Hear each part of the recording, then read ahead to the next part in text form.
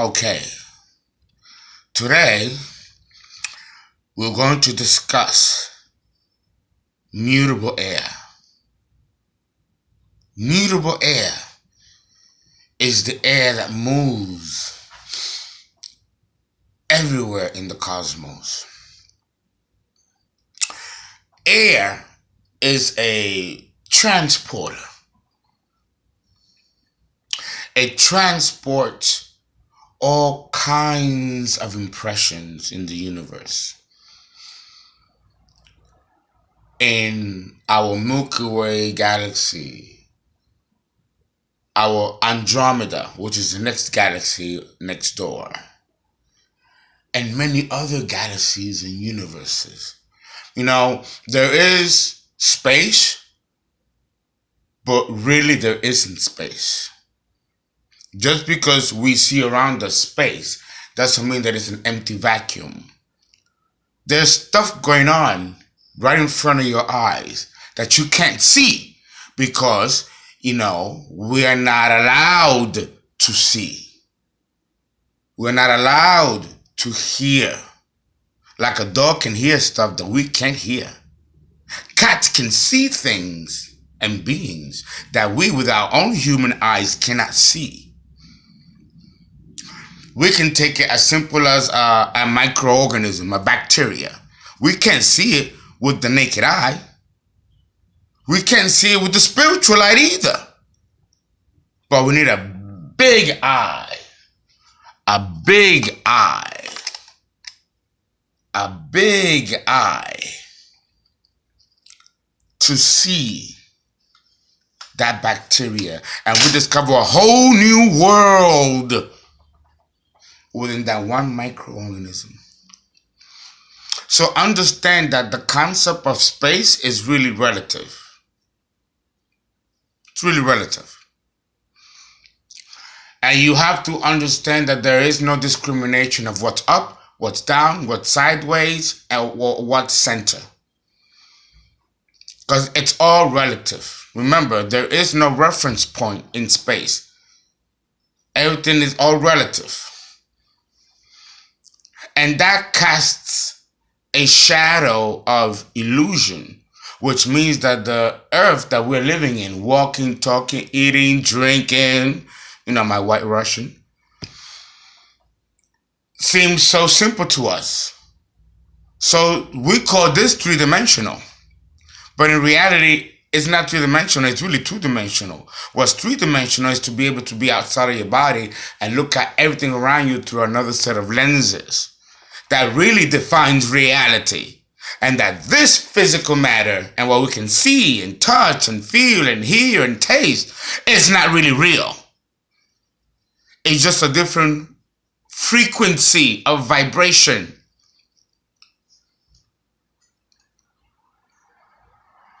I tell you, when I'm doing my work,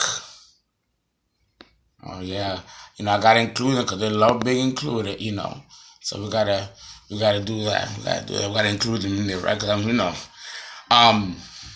let me tell you, everything vibrates at a different frequency, and it is these different frequencies in which untouched worlds that you never thought existed, reside in.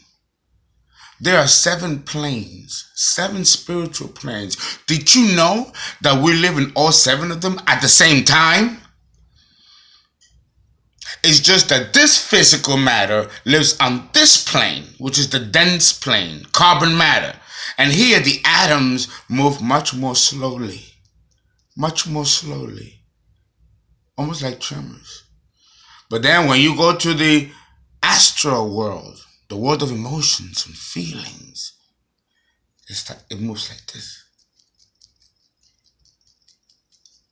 But then, when you go higher into the mental plane, now it's like this. And higher you go, and it's like, woo, and you lose your mind. If you think that your human ears and your human eyes can be able to withstand these types of frequencies and vibration in which these beings, including these beings and the guardian angels and including the demonic ones, right, all coexist right along with us. And when we dream, that's just another way of the spirit looking at what's going on while we are asleep, processed by the mental plane. But we're not allowed to remember, because then the ego, which dominates the physical matter, takes it and puts it to sleep. Kind of like punches him out. Go there in the subconscious. Why he need to know that for? Get back there. Shut up. You know, that's how the ego talks to the subconscious, to keep you hidden and asleep from the higher consciousness that's already within you. So the concept of the ego fighting the spirit, because the ego wants to experience life. He wants to experience sensation, feeling, desire, pain, lust, love, marriage, everything. You know, you just take it and dip it and do it. Like Wendy Williams says, right? Ain't nothing wrong with that. Sure, I love being on the physical plane. You know, you have fun here. If you're willing to pay for the pain, then you can have a lot of fun on this plane.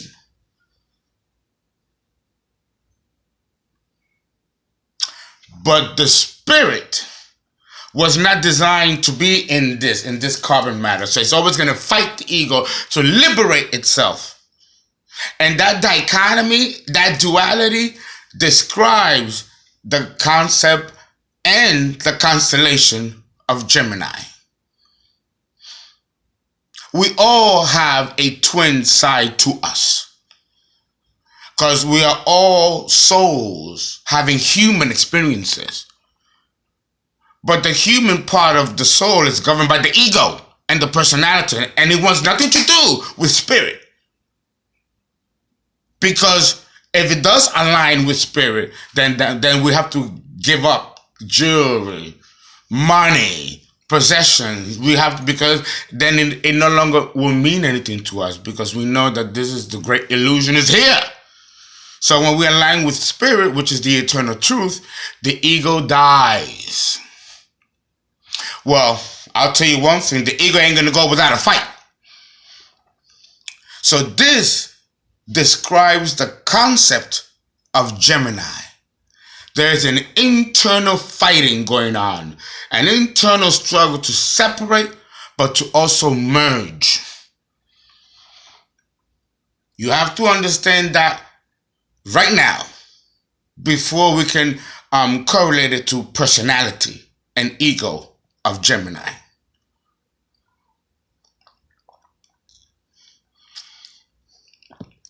Mutable air. Again, not just the air that we don't see here on the earth plane, but we're talking about the stratosphere, the ionosphere, and also all of the different frequencies and brain waves that exist throughout the universe, that some of us are sensitive to and others are not. Either way, mutable air still transmutes all of these frequencies, including electromagnetic frequencies, micro changes in air density. I mean, there's mathematics all around us. This is the concept of Gemini. So not only is Gemini susceptible to cosmic forces that we as non-Geminis can't even begin to understand, but we are also exposed to higher octaves of intelligence, higher brain waves, those that even can belong to spirit guides, extraterrestrials, and the likes of that nature. Yes, all of that falls under Gemini. So remember, the opposite sign of Gemini is Sagittarius, the quest going back to God, which culminates in Pisces when we completely go back to the source. That inkling, that desire begins in Gemini. Remember, Aries is the baby. So he's already trying to experience He ain't going nowhere. He just got here. Taurus is just gathering his coins. She's gathering her coins and building trees here, building rocks here, building waterfalls, giving structure to the earth. So she ain't going nowhere. But Gemini is conflicted, trapped within two worlds, not just emotionally, but also psychologically. Because the opposite polarity, Sagittarius, brings his consciousness to a higher vibration so that he can get a higher calling and the responsibility that goes along with it. And Gemini can do two things: either run away from it or run towards it. And that also plays itself out in the psychological aspect of the ego and the personality of the Gemini man and the female.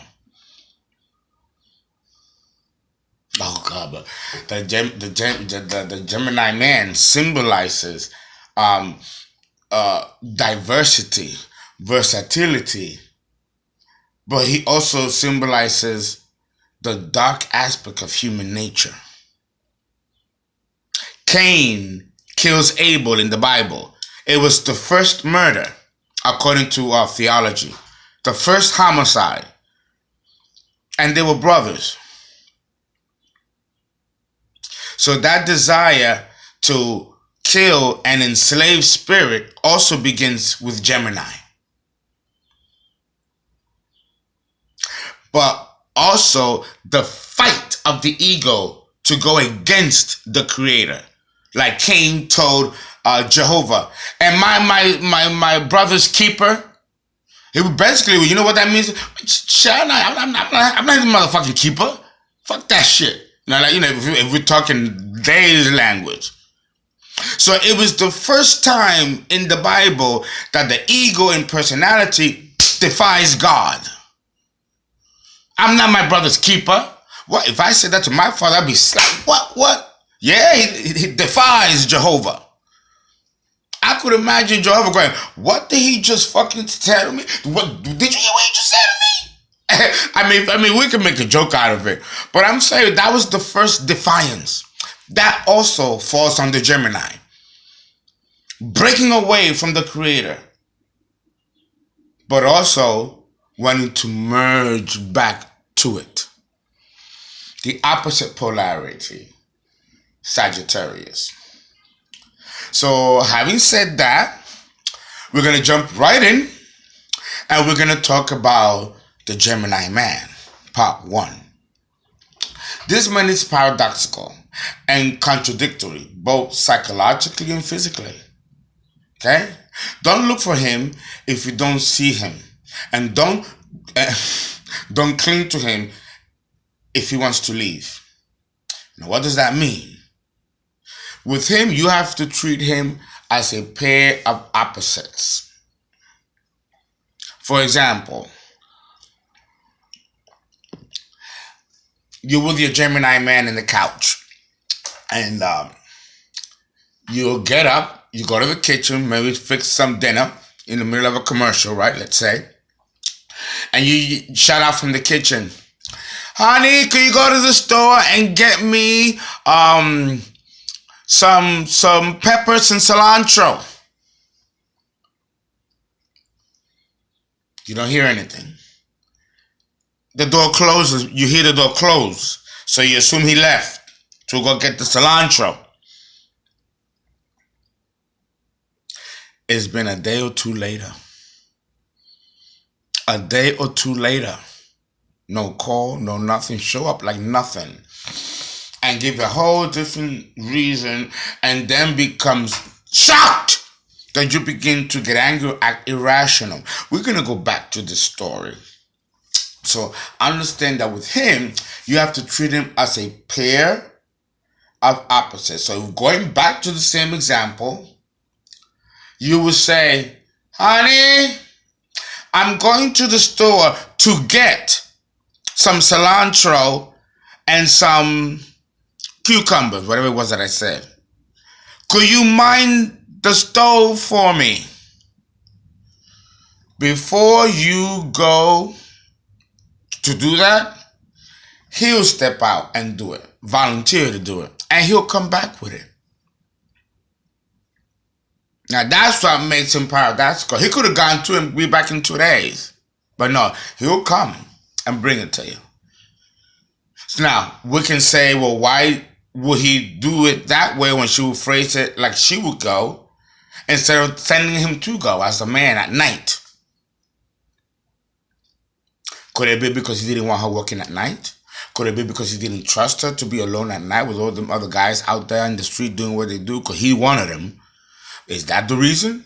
Or was it the reason because he didn't want to mind the fire in the stove? Because then if it gets burned, then there goes his peace of mind, because then she's going to because he let the food burn. Or it's more of a liability. He can do what he wants with an open flame. So he'll have to respect it and go and tend to it. Is that more work than going to the store around the corner and getting the cilantro? Or is it more work for him to sit there and mind the fire, meaning that he really can't relax watching what he's doing, because now he has to go back and forth taking care of a stove and missing his game? See? And these are the things that begin flying off as questions as to what will motivate him. And he, again, the air signs, a written contract without letting you know, he is going to not give you a clue as to what it is which causes this type of stimulation and impulse for him to behave in a particular way.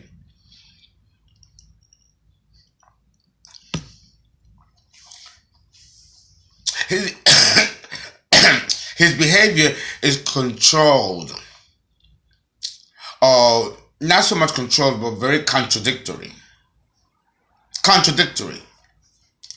In the sense that he will say one thing and do another. If you give him a direction, such as, again, sending him out to an errand, going back to this example again, don't be surprised if you don't hear from him, not just in hours in those 2 days. It could be a week. A week.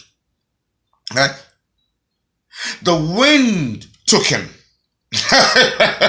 Rather than his thoughts took him another direction. That's really what it was. So that could be another explanation.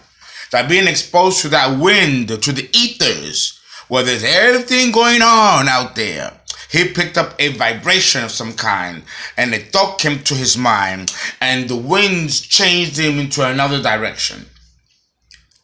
And that's what I mean when I say that the wind took him. Because he belongs to the wind. In fact, don't send the Gemini out to do anything for you if it's a windy night. Think of the planet Mercury. He's the one with the wings on his feet and the wings on his ears. That means that he picks up vibration. So therefore he's going to go wherever the electromagnetic vibrations are going to take him. Mutable air. And he's going to follow right along.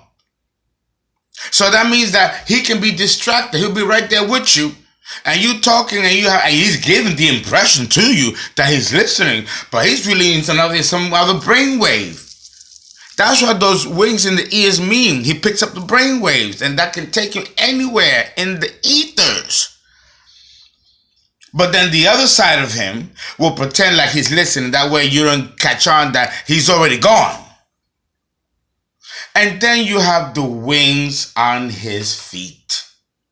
And that means that he can walk away anywhere according to where the rhythms of the earth takes him. So if the rhythm feels better this way, instead of going to the store to get that cilantro, guess where he's going to go? He's going to go with the rhythm of the earth, because he'll feel it in his feet. And that'll take him somewhere where there's a vortices of wind that can take him somewhere else.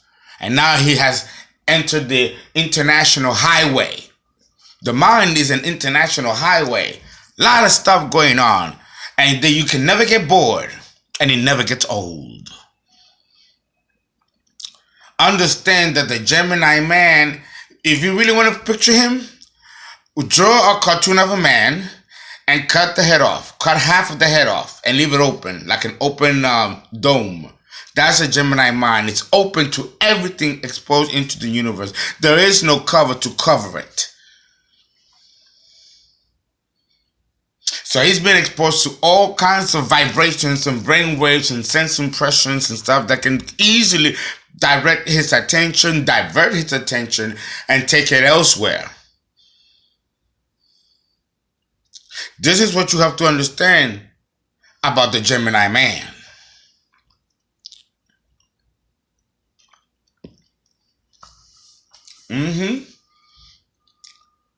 Albeit far more interesting than that errand you send him off to,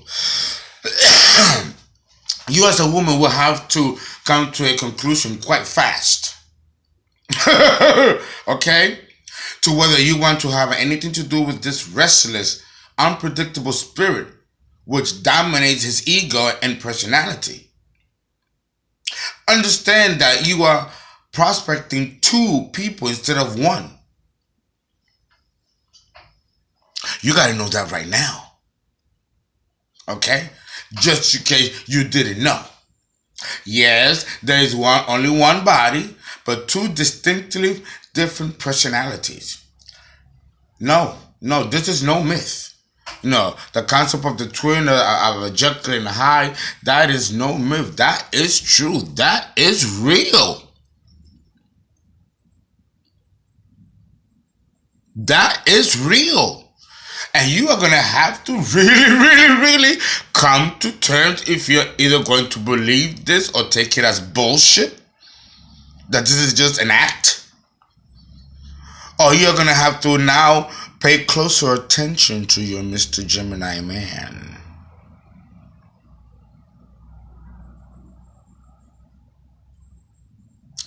You have to study him. You will never get bored, and you will never be old or get old, because you never stop learning with a Gemini man, because he never stops learning. He never stops absorbing, making impressions of what he sees and feels, even from other dimensions that you have even no idea exists.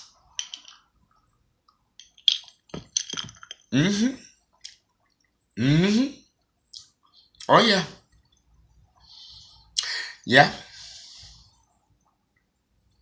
There are two, however, two Geminis. I understand that there are two Geminis and they're both polar opposites. And we're going to go into as to what triggers one to come out and the other to retreat.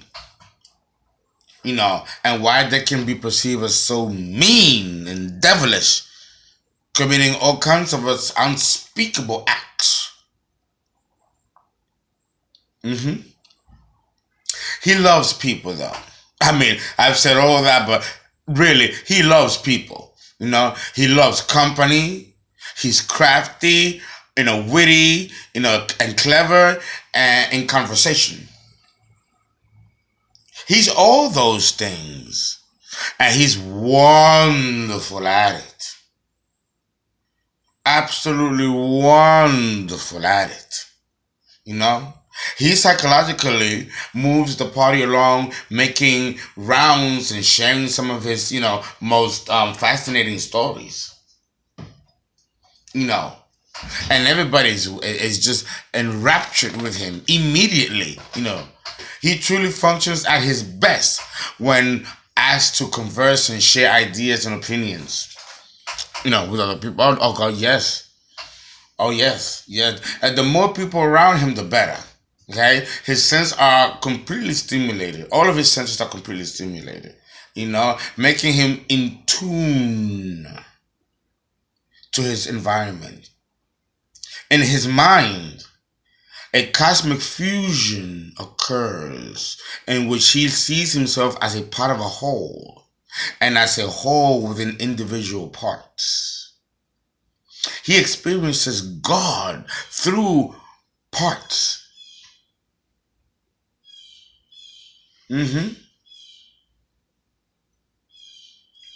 He experiences God through variety and diversity. He's the master at being able to create a synthesis. And we're going to have to stop here for Gemini Part 1.